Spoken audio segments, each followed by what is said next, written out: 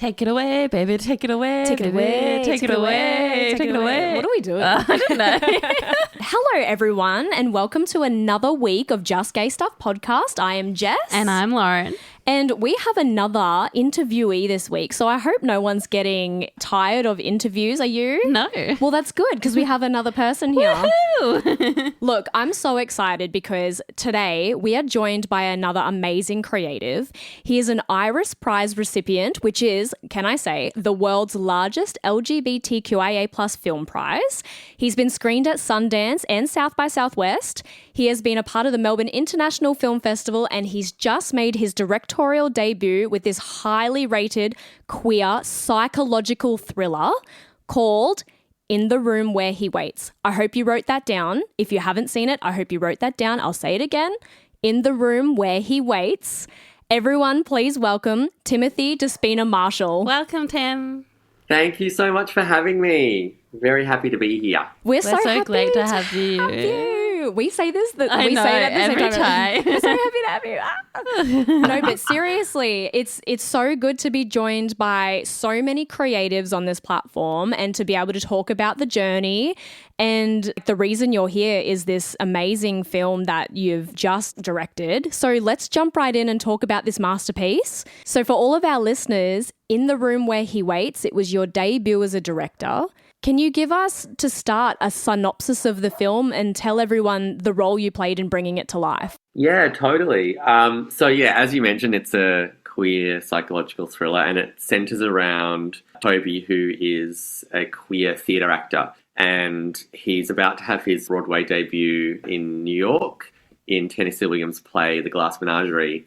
And in the midst of all that, the pandemic happens and he has to come back home to Brisbane, and he's also having just recently broken up with his boyfriend and his father has passed away. So he's coming back sort of to Brisbane under some pretty heavy circumstance, and the film takes place during the 2 weeks when he's in hotel quarantine. So it's a very claustrophobic film, you know, set in that hotel room, and basically the idea behind it is that while he's in this hotel room, his life unravels. You know, he's having to face a lot of his fears of, you know, who he was hoping to become and who he was hoping to be, as this sort of idea of success becomes something that is quite far away from him while he's back in Brisbane. And, you know, obviously having broken up with his partner as well and being in his mid to late 30s, he's fearing this idea of ending up alone. So the room kind of manifests and becomes this outward manifestation of his fears. And it starts with these items of a man's clothing showing up in the room. So seemingly not too creepy, but it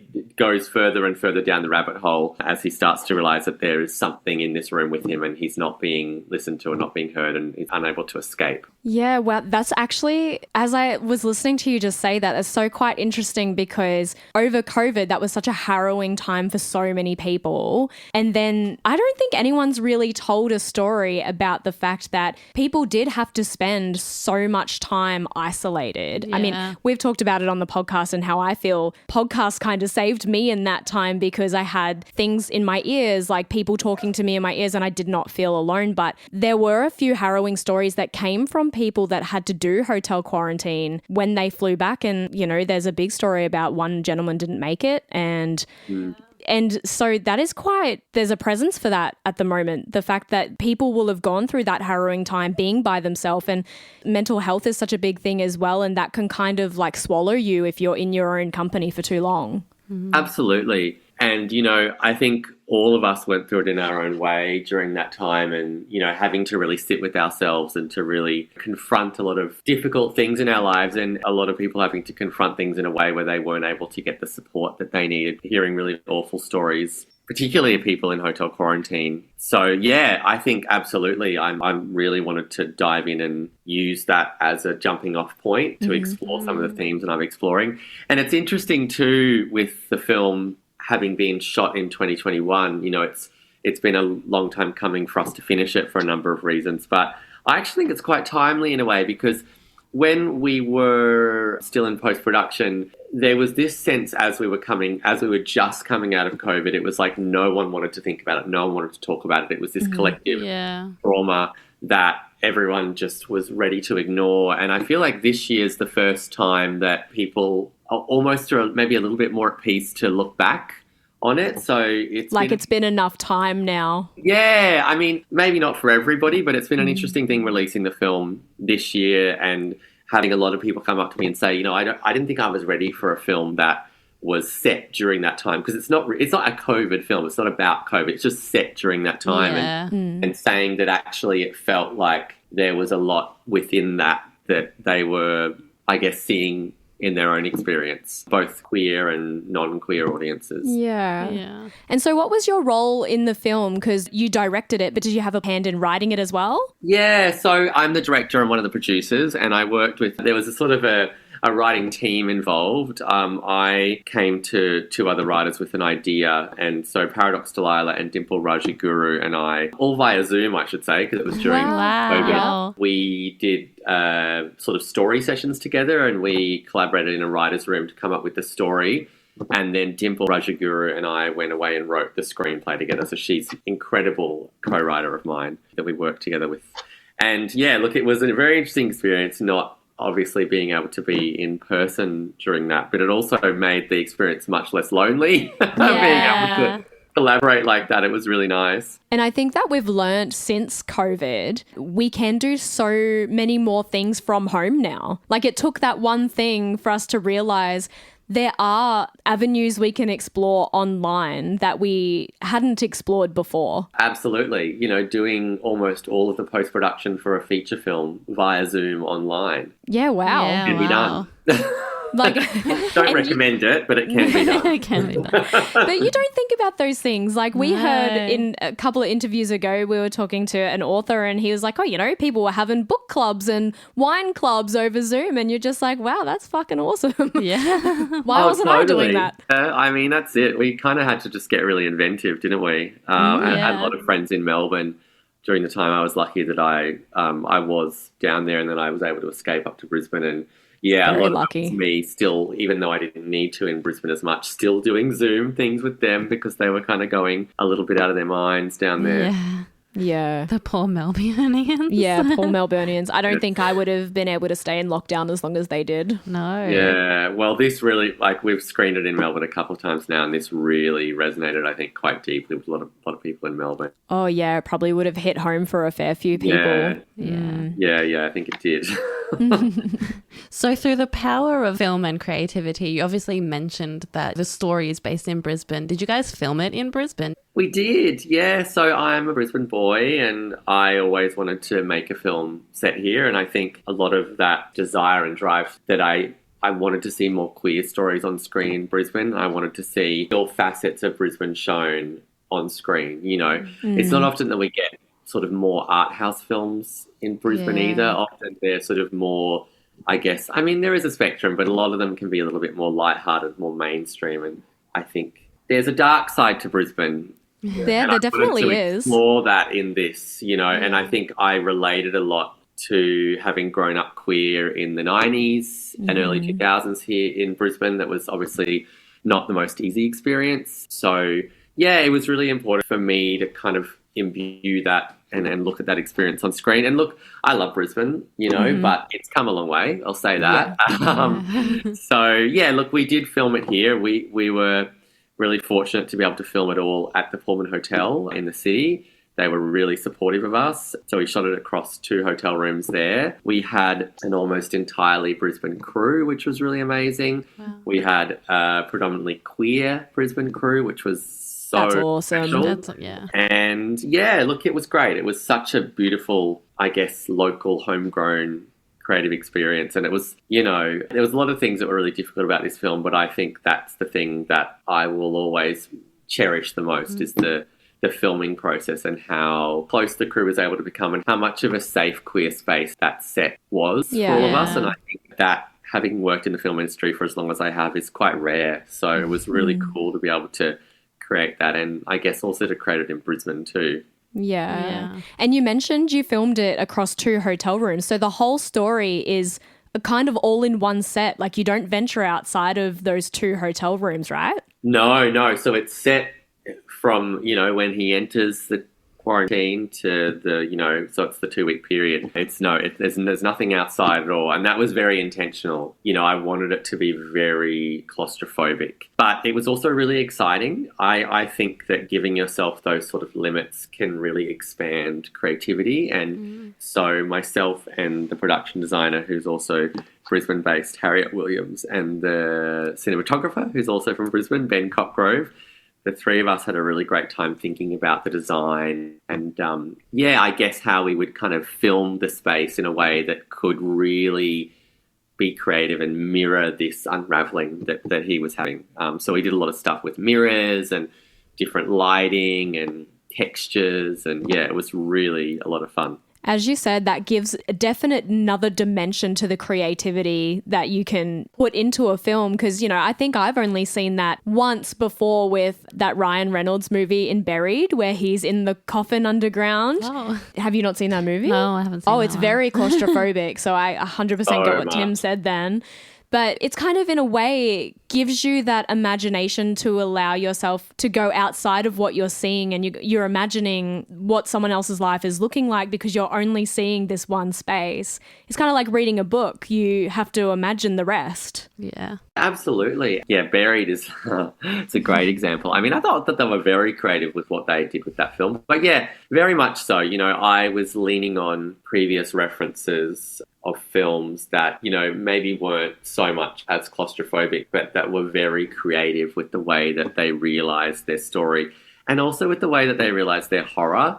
For me, it was always about what was unseen, what was lurking around the corner, what was real or imagined, and using that space in a way to kind of build that tension to a point where it was really, really, really palpable. I think that was what we really were trying to do here, was to make the audience feel like they really wanted desperately to get out of the room. So we were thinking about how we could do that with all the cinematic elements, and I think score and sound design absolutely was another part of that. The score by another Brisbane queer creative, Joseph Twist, was a really big part of thinking about how can we use that to make the audience just feel really uncomfortable, essentially? Yeah. I think you get to play on those, especially in the one space, you get to play on those fears I feel like we've all grown up with. Claustrophobia has always been a giant fear that a lot of people have.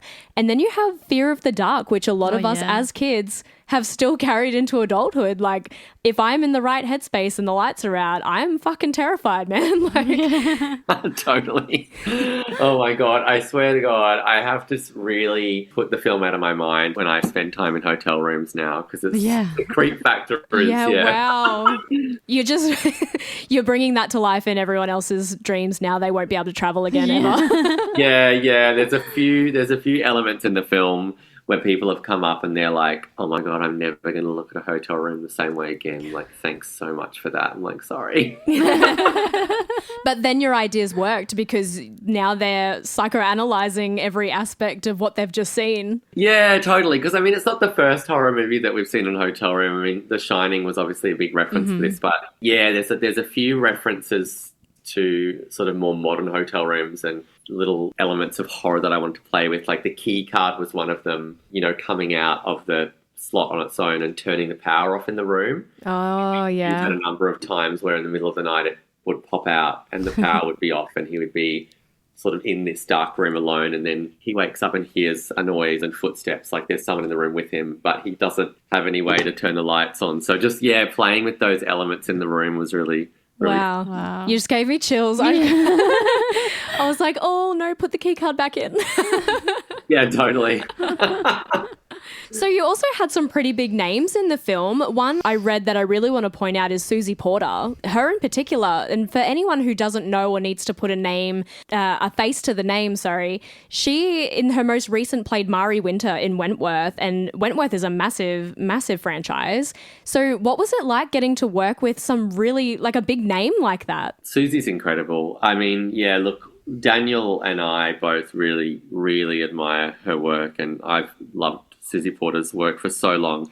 So I wrote her a sort of very passionate letter and sent it to her, and I said, look, it's a smaller project, but, we really feel like you would be able to breathe so much life into this. And yeah, she really responded to the material, which was so wonderful. And, also the fact that her character was all through the phone, which was very purposeful, meant that it was much easier for her to be involved. I was able to fly to Sydney for half a day just for an afternoon and record everything with her. So it made it work easier with her busy schedule, which I think was a little bit strategic on my part as well. But she was just a champion, and she just took to it like a duck to water, and breathed so much life into that character as That's well. just really cool. That is cool. Because, like to have this movie as your directorial debut and you have a big name, especially in Australian cinema and Australian television, like Susie Porter, that is such a get for you. That's amazing. Yeah, it was a very exciting moment when Susie agreed to come on board. And I mean, also Daniel as well, I should say, when he agreed to come on board. That was also an incredible thing for the film because, obviously there's a lot of things that can be forgiven in films, but performance is not one of them. For me, the casting was absolutely paramount. I knew that it needed to be the right people in the film to be able to make it work, especially with Daniel having to essentially carry this film on his back the way he does. Yeah, well, being the main role and not really having that interaction with other characters face to face because it is very limited. That's so creative in itself. And then for someone to be able to pull off a role like that would not be an easy feat. No. Yeah, he's a pretty special, talented guy, Daniel. And we had the luxury of having a bit of rehearsal time one-on-one beforehand. And funnily enough, he was coming up from New South Wales and he had to quarantine to get into Queensland at the time. So he had this 2 weeks of social quarantine practice, and where he would check in every day about the character, and it became this extended kind of rehearsal time. And he had a really great process as an actor that I think he studied for the role. Yeah, but I think it was also very healthy as well. Like he had a way to really separate because it was quite dark, obviously, what he was having to go through with the filming. So it was really nice that we were able to talk about how he could do that in a way that was safe and comfortable for him. But he just has a rawness to him that is so rare and special in actors that, it's really remarkable.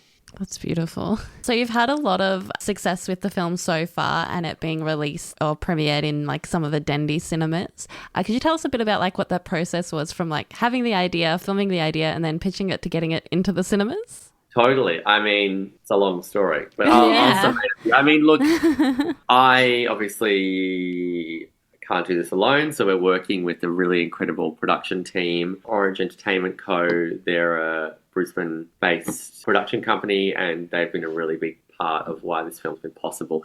So, working obviously pretty closely with them through production, through post-production with my amazing producer, Beck Dakin as well, who's queer, Brisbane-based, another one. And, they've all had the experience that I haven't. Beck's produced other features before. Orange has worked with a lot of higher end projects. So they obviously in that sense have a lot of connection, a lot of know-how that really worked with getting the film to where we needed to get it, which was to release it in the cinemas.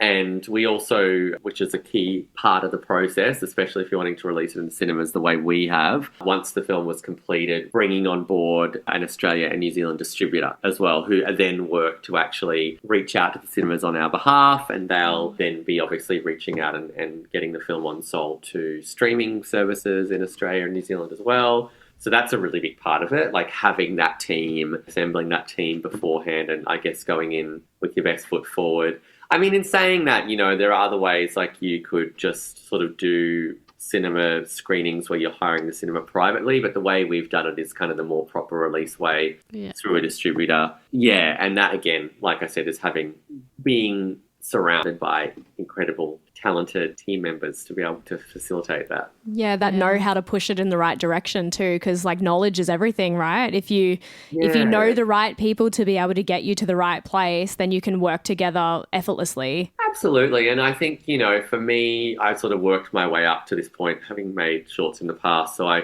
you obviously build your connections as you go. But I think, the queer angle was really important, like bringing people onto the team that connected to the story, that identified as queer or LGBTQIA plus themselves was also important. And then, you know, being a united front in terms of knowing how we wanted to release the film, I think that's also really important. Like, knowing that, you know, we wanted to do a limited cinema release for the movie and that we were all a united front on the audiences we wanted to reach as well. I think it's not just a queer audience that we wanted to reach with this film. And yeah, I think it was great having us all together and being united on that and strategizing about how we were going to reach our audience. And it's obviously also been really lovely getting to connect with the audience too. That's been a big part of it, like doing the Q&A screenings around the country the way we've been doing too. Yeah, that's cool. Really cool. You spoke about before coming out in the 90s and 2000s. Let's take a dive back into your coming out story. What can you tell us about that journey? Oh my gosh, what a flashback. What can I tell you? Look, you know, I think everyone has their own coming out story. And I think especially us from the 90s and early 2000s and before that, sadly, there's not often a coming out story that doesn't have some difficulties to it. And you know, yeah, mine was certainly had its share of difficulties. I think there's good sides to it too. I was really creative when I was young, and my mum, bless her, pushed me to do acting classes, and I got involved with the Acting Academy, who I think actually still run classes today. And this Acting Academy became my like sanctuary when I was a teenager, because basically it was all of us like outcasts at the time, you know, who were queer, questioning. All the misfits do drama. Coming out, all the misfits, and we all were just together in this acting group. And if I didn't have that, I can't imagine how hard my coming out experience would have been. I'm so grateful, I have to say. Shout out to the Acting Academy. So on that sense, I was really lucky because I had really incredible friends and support, people that were also coming out at the time that we could all relate to each other. But then the other side of that was I went to an all-boys school. I won't name names. Yeah. But it was a really difficult experience. That school, very masculine, very hyper-masculine, the focus of that, even the teaching staff and everything, it was really so challenging. I mean, not everyone there, some people were great, but yeah, just in general. And when I did come out, it was sort of not planned. It was almost a little bit of an accident at the time. I won't go into it too much, but what it meant was that I had a lot of people I didn't really want to have knowing that, particularly at school, that I got really ostracized and bullied from. And then also like in a family context, in a religious context as well. I won't go into it too much because we've done some good healing, my family and I now, but at the time it was super difficult. Yeah. Super difficult. And it's nice when I think back on it now because there's been a lot of healing for me in that space. And you know what? I also think making this film is a little bit part of that. Like, my parents went and watched the film and, they're really big supporters of me now and they're very, very accepting.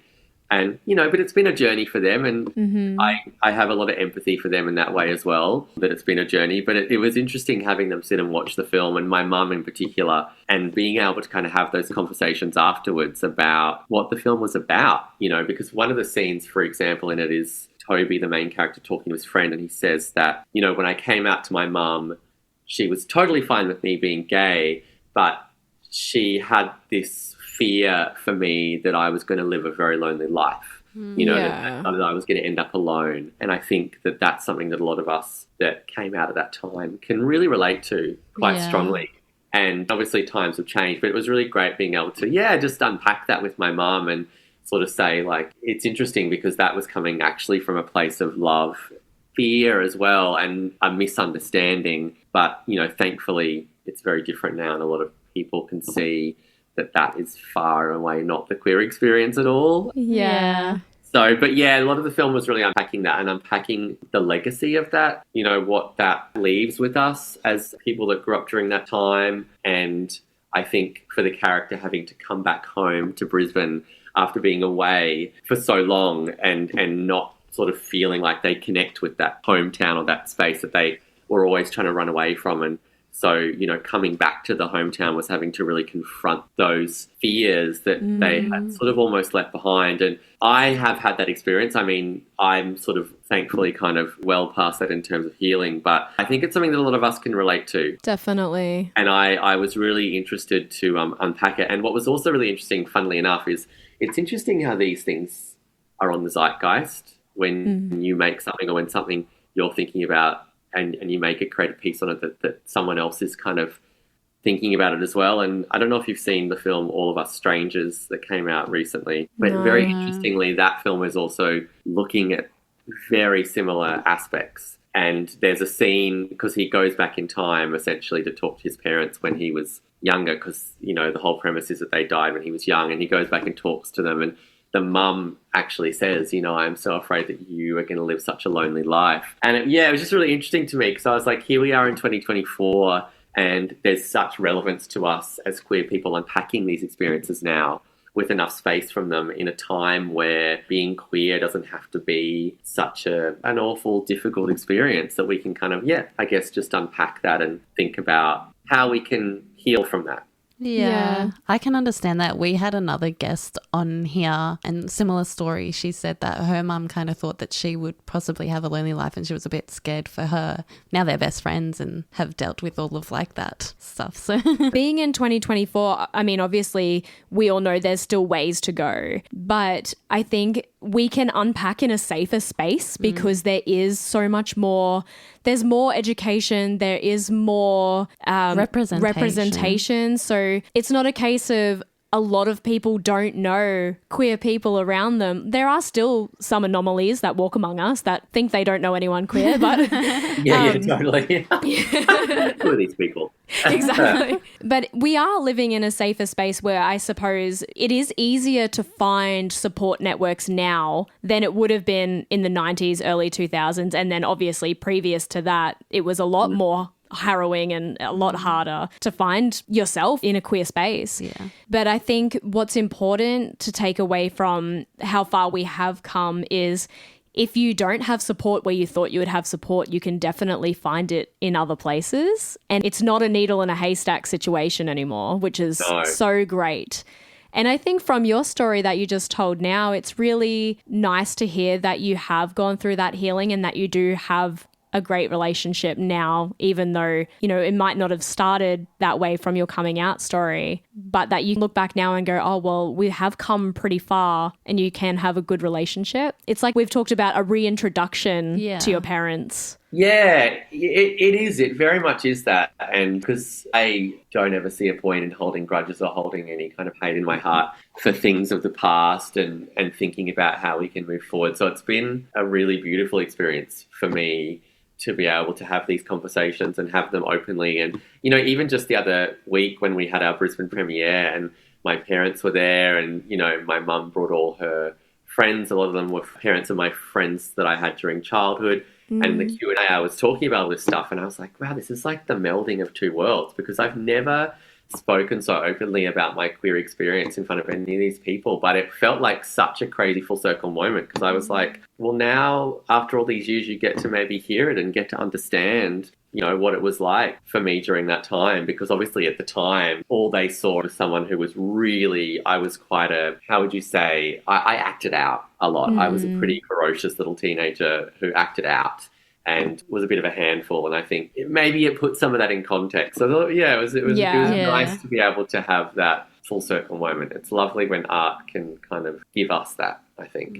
Art is like a peek behind the curtain, though, I feel, because it's like someone is getting to see what is in your head, I guess, because you've been able to write it down and put it on a screen and show somebody exactly what your thought process has been, exactly what's gone on with you. And that's the fabulous part of storytelling as well, because we can sit here and identify with another experience that someone else is telling and go, wow, there are so many parts to that resonate with me that I never thought someone else would know. Totally, yeah. And I remember someone once told me like that the specific can be very universal. So in the sense that, this film is very personal to me and a lot of similarities to what I went through, but quite beautifully putting that on screen and then being able to see just, in fact, how universal what my very specific, very personal experience actually is, how much that connects to other people. And so it's a beautiful thing being able to, and actually that's really one of the main reasons I'm a filmmaker, is to be able to speak to people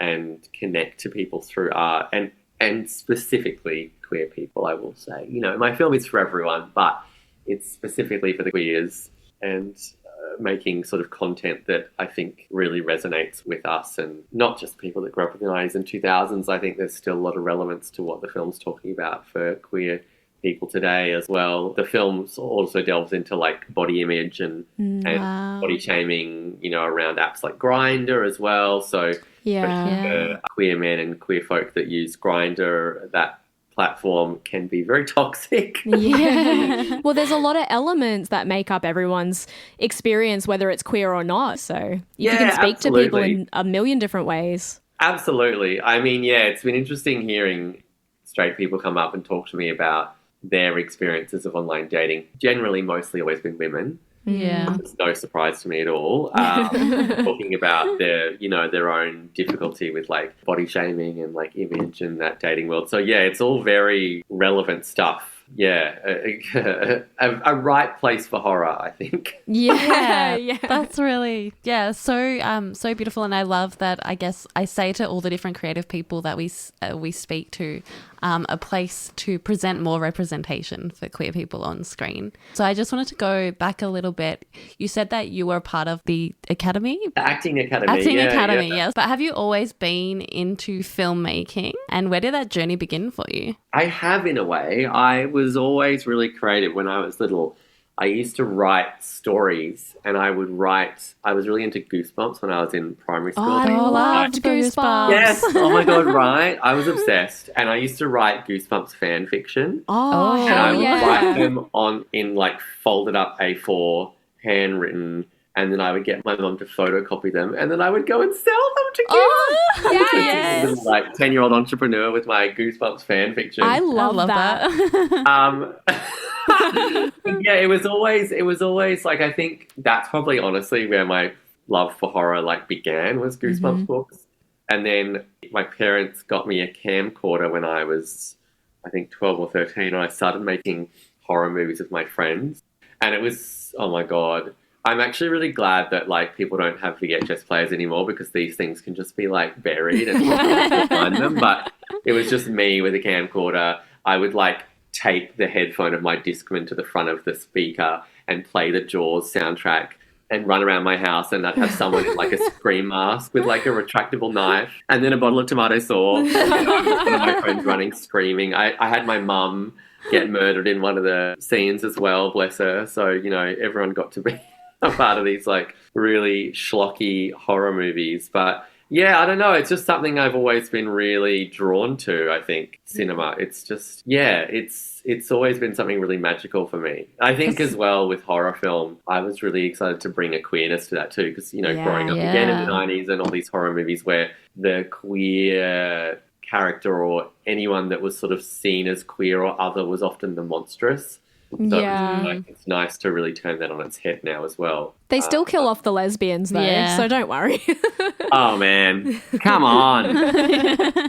The queers, when are we going to step up? We're going to be there in the end. Do you know I know, what I mean? zombie apocalypse, you better bet that lesbian will be the last one standing with a bloody chainsaw. Right. The lesbian saving us Running all. to the lesbians being like, please help me. I think it's pretty useless, to be honest, but Literally. Super generic question. So there'll be two answers here, I hope. Well, maybe it's the same, but what is your favourite film, and what is the one that inspired you the most to write your first movie? Oh my God, that's such a hard question. I know you sent these questions to me beforehand, but I still haven't. I don't think I sent that one, to be fair. Oh, Total disclaimer. Okay, well, the favourite film is hard. There's a few with this film. There's a few. I'm going to pick Opening Night. So Opening Night is a John Cassavetes film, who is sort of one of the original indie American filmmakers from back in the 70s. It's not a queer film, but essentially it's about a woman she's playing a lead role in a theatre show, and she has a very overly adoring fan get hit by a car the night after she plays in the theatre, and she's haunted by this fan who keeps appearing and reappearing to her. and she essentially unravels while she's, essentially trying to play this character on stage, and the theatre play that she's in is mirroring her life. And the idea behind the film is her really grappling with aging, becoming a has-been and becoming a nobody, essentially. And as a queer person, that really resonated with me. It's Gina Rowlands, probably one of the finest on-screen performances ever. But I think, this character unraveling in this really incredible psychological drama really stuck with me. And also the way that they use a play, which actually was a made-up play in the film, it wasn't a real play, and use that as an allegory. So there was a really mirroring between what was going on in real life and what was happening in the play, which I've always really loved. I love films that do that, like All About My Mother. Birdman's probably a more recent I love Birdman one as well. And I was really super excited to do that, and so lucky that we were able to get the rights to the Glass Menagerie to do that with that play. Wow. That obviously was a huge experience, Glass Menagerie. And just quickly, I'll speak to that too while I'm on it. Yeah, do. It was one of the first plays I ever saw. I saw it in Brisbane when I was, I think, 15, and it was during the tumultuous time I was coming out. And, Tennessee Williams is a queer playwright, and it's a very personal play for him about, kind of escaping his own hometown, but also looking at his sister Laura, it's very autobiographical. It's about his sister Rose, and this idea that, she has this fleeting moment where this gentleman caller comes to the house, and, he calls her beautiful, and she believes for a moment that someone's chosen her and that she's going to have this love and this life that she thought she'd never have because she's disabled. And then at the end of the play, that's all pulled away from her. She finds out that he's engaged, and what she thought, this dream that she thought she could have, wasn't meant to be, and she's left to be alone, essentially seen as alone forever. And, Tom, obviously, the main character, laments that too. And I was so affected by this play when I watched it, with the way that it spoke about loneliness and also the really tragic ending, and it really struck a chord with me with what I was going through, and it's stuck with me for the longest time. So I was really excited to use that play and I guess reinterpret it through a queer lens and use it as a way to unpack, I guess, queer loneliness. So that was really exciting as well. So that's two. Yeah. Oh my God, my favorite film. Oh, that's so hard. There's probably a giant list. Just pick one. There is. Yeah. Oh, let me you know what? When I talk about it with people, I hope this doesn't come across too snobby, but I often like to talk about my favourite films that other people might not have heard of, because then I'm like, oh, maybe they'll see it. Yeah. So I'm going to pick one that people probably haven't heard of, and I'm going to pick a queer one too. Okay. Yeah. Then maybe some people might go out and see it, and it's a really incredible special film. It's called Tropical Malady. Ooh. Okay. It's from the early 2000s. It's from a Thai director, Apichatpong, and I'm not going to say his last name because I'm going to get it wrong, and that would be atrocious of me. But he's most famous for making the film Uncle Boon Me, Who Can Recall His Past Lives, and that won the Palme d'Or at Cannes, I think 10-ish years ago. But anyway, this film, Tropical Malady, is a queer film, and it's actually really hard to put in words, this film. It's part love story, part fable in a way, if you could say that. It just goes to this really incredible place that you just would completely unexpect. And it's watching that film is like a spiritual experience, I swear to God. It's, I kind of don't want to say too much, but if anyone is interested of your listeners in checking it out, I think they'll be very rewarded. And just to I always say with this film, you just got to go with it. It's quite slow, his work, but it's so rewarding, and it's I think there'll never be another queer film like it. I don't think. It's really singular. Well, now you've got me I was going to say we'll add it to the list. Yeah, you should, and stick with it. It's slow, but like I said, it takes you to this really rewarding place by the end. It's quite amazing. That's okay. It's good because it's one that Jess and I have not seen, either one of us, because there's a joke that's gone on between us and our relationship because Jess hasn't seen so many movies. I'm the worst. I'm a musician. I've never seen Grease. I've never seen The Sound of Music. I've never seen Mary Poppins. The Sound of Music. No.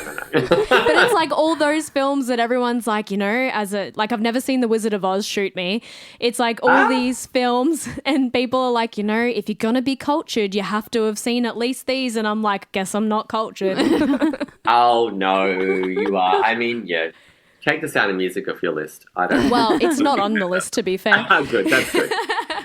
I have a reason, though. I was like, as a kid, I knew what I liked, and I just watched The Lion King back to back for 10 years. Mate, I hear ya. I did that with Charlie and the Chocolate Factory. Oh, see, I've seen that. That's a brilliant movie. Yeah. Yeah, we wore out the VHS tape of that film, my sister and I. I just kept waiting for that one family holiday where my mum was like, we're going here this year. And I was just hoping it was a place where everything was edible, and it just never came. Oh, no. Oh, will that ever come? I'm just waiting still for like traumatized. someone like Cadbury or something to be like, and we've made an edible room, I which know. would be Oh my very God. unhygienic, but I would still be here for it. I'd still be there for it Amazing. as well. So we've spoken a lot about the film that's currently playing, but what is next for you as a director? Do you have any other projects going on? Of course he does. And I do. I have a few percolating. Ooh, All queer projects Yay. love it. in sort of various stages of development. I'll just give you a quick little Spill the tea. bit of a couple of them. One of them is actually about a young queer boy who is told by his religious education teacher in school in the late 90s that he's the second coming of Christ. And this, I guess, like really wild unraveling that this kid has at the end of the millennium, grappling with his queerness and also maybe being Christ. So yeah, that's one of them. That's really That's cool. cool Yeah. concept. You've intrigued so me straight away. Yeah, and it's really exciting. It's quite epic in its scope. It follows this kid from teenage years to his 30s, and then the final part of the film is when he's in his 80s, Wow. the end of his life, and this kind of journey of this kind of queer Christ character, if you will. Yeah. So yeah, really excited about that one. And then the other one is another sort of claustrophobic film. It seems I can't quite get away from these, but it's set entirely in a nightclub, set in one night in a nightclub. And the idea is that it's going to be this very intense kind of almost roller coaster ride of a toxic gay narcissist unraveling over the course of a night in a nightclub. And Wow. I guess, Wow. again, like, yeah, looking at that aspect of being a gay male and body image and that whole scene as well around body image and how that can sort of take quite negative effect. So yeah, I wanted to kind of dive deep and explore that a bit more. Do you think you'll film that one in Brisbane as well? Not sure. That's really early days, so we don't know where. I'm not sure where either of them are going to be filmed yet. To be honest. Cool. Because I was like, gay nightclub in Brisbane, the beat. Oh mate, memories. The memories. the whole film will just be like, can you escape Cockatoo Club to get to Crystals? I know, the Cockatoo Club upstairs. Look, my favourite memory of the Cockatoo Club, shout out to other people that will remember this from like back in the day, was when they had the dollar drinks on a Thursday. Oh, yes. And they would have like a 4 drink per person Yep. maximum. So Yep. we'd all go up and get the 4 drinks, and our table would just be littered with these vodka oranges and like one straw, and we'd just be going in between each drink. I love The that. bartender always knew what we were up to, but they didn't give a shit. It was the Nah. club, whatever. We did the same, and it was like vodka sunrises. And I remember this one night in particular, I drank 13 of them and I spewed in the bathroom. Oh my and I God. have never been able to drink a vodka sunrise since. And this is easily PTSD. like, this would be like 13, 14 years ago. Oh, mate. Like, I'm allergic to oranges anyway, so I don't know what the fuck I was thinking. Oh You my weren't. God, You were 13. drinking. That's so wild. That's But so you know, wild. once you've had a few dollar drinks, you don't give a fuck. I know. It was that, and it was the $2 cocksucking cowboy shots that you get at the RGs. Ugh. I could never. Even the thought of it makes me want to spew. Yeah. Never again. We've all grown up since. Have we? So before we take off and let you go, I have another harrowing question, which might be a bit of a thinker, but Okay. in your ideal film, who would you cast as 2 main actors if you had to pick? Wow, that's super hard. Oh, wow. I mean, I think I'm just going to I'm going to just pretend. I'm going to not think about my actual projects, and I'm just going to Yeah. talk about. Throw 2 on the table. That's really hard. I mean, the first person that comes to mind easily is Julianne Moore. Oh, I love her. Hands down, Julianne Moore. I mean, there's a lot of amazing women in that category, but Julianne Moore for me is just sublime. I mean, and she's so kooky and brave with some of the roles that she's done. I would She's love. done a few psychological thrillers, hey? Yeah, she's just one of the actors that isn't afraid to go there, and she makes really brave choices, and I love that about her. So Definitely Julianne Moore. And then the other one, do you know what? I might pick a more recent one. I'm going to say Hunter Schafer. Oh, I love Hunter Schafer. Hunter Schafer. Yes. I feel like we haven't seen what Hunter Schafer is truly capable of yet. Yeah. You know what I mean? Like, we've seen Hunter Schafer incredible in Euphoria and like starting to pop up in other films, but I just feel like there is an amazing depth and breadth to what Hunter is capable of. And I'm just like really excited to see the trajectory there. So that would just be it. I would actually love to see Hunter Schafer in a full deep psycho thriller. I think that would be fabulous. Yeah. I think there's one coming out. I can't remember the name of it, but there is something that is, I think, quite horrific that's got Hunter Schafer in it coming out soon that looks really cool. So Yeah, there you go. we'll have to look You'll out get for your it. wish. Awesome. Oh, well, thanks for talking with us today, Tim. Such a pleasure. Such a pleasure. Just quickly, after all of your screenings are ended, where can we watch In the Room Where He Waits? That's a great question. Listen, we don't have an online release yet for the film. It's very much a case of watch this space.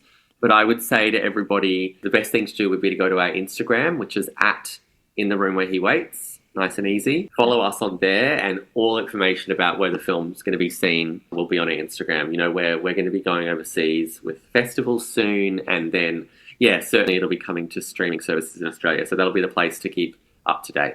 That's so exciting. Amazing. And we'll put that in the show notes as well. We'll put your handle and In the Room Where He Waits handle so that everyone can jump onto socials and make sure you're following these awesome Yes. queer creators and queer projects. So we'll do that for you, and we'll be sure to push it on our socials as well. So we'll keep up to date with you. Brilliant. Oh, Jess and Lauren, you guys are amazing. This is No, thank so you. lovely. You're amazing. If we didn't have queer creators, we wouldn't be able to talk to anybody. Yeah. So Totally. you keep this show going. Mate, I'm going to be an avid listener. I mean, if there's anyone else coming in talking about reminiscing about Brisbane queer times, I'm so here for it, because I feel like I Yeah. haven't even, like talked about things like that in so long, and the Cockatoo Club and the Dollar Drink and all that fun stuff too. Oh my God. I love Anyway. it. Take me back. I was 10 years younger. Well, yeah. Maybe that part, yeah. If I had the knowledge I had now, definitely wouldn't have drunk 13 drinks. Wow. Yeah, take out the orange juice. Yeah, that too. All right. Well, thank you so much for being with us, Tim. Such a pleasure. Thank you. Have a you. wonderful rest of your evening. Thanks. You too, guys. Thanks, Tim. Bye. See you later. Bye. Tim is awesome, everyone. Tim is awesome. So, In the Room Where He Waits is Tim's movie. As we said, we'll put all of the info in the show notes. Yes. It is really important that everybody jumps on all of these really cool creative things coming out of Brisbane, because we're always getting fed all these things from Hollywood. Everyone, there is so much cool shit happening right here at home. Support your local artists, support your local filmmakers, support your local drag queens, support your local creatives, Support your local queers. support your local podcast. Thanks for joining us on another week, everyone. Yeah. And until next time, remember to Stay gay, motherfuckers. I'm talking about, you're talking about, we're talking about just gay stuff. Thanks for joining us on another episode of Just Gay Stuff. Make sure to follow us at Just Gay Stuff Podcast on all your socials, and write to us with your stories at justgaystuffpodcast@gmail.com.